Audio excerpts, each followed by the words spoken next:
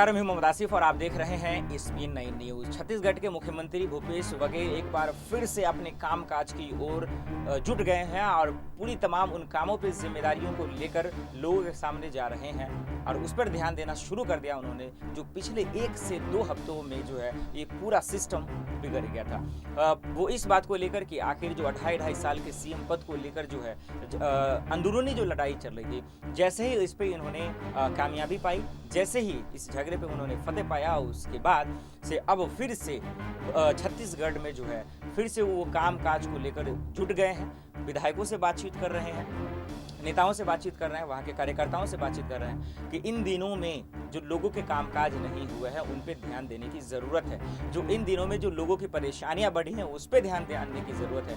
जो लोगों के कामकाज नहीं हुए हैं उसको अब करने की ज़रूरत है। यही वजह है कि आज खास करके भूपेश बघेल ने ये अनाउंस किया है कि अब कामकाज करने की ज़रूरत है।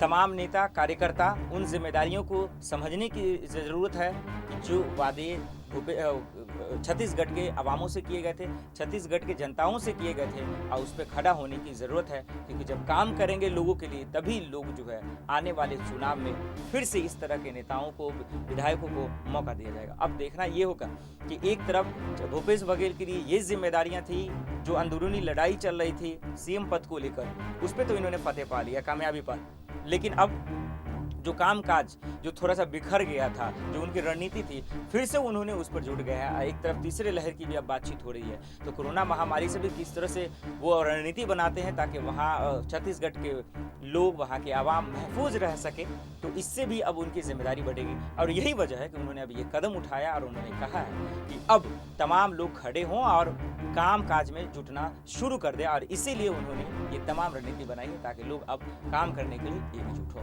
फिलहाल कितना ही, बाकी खबरों के लिए देखते हैं SPN9 न्यूज़।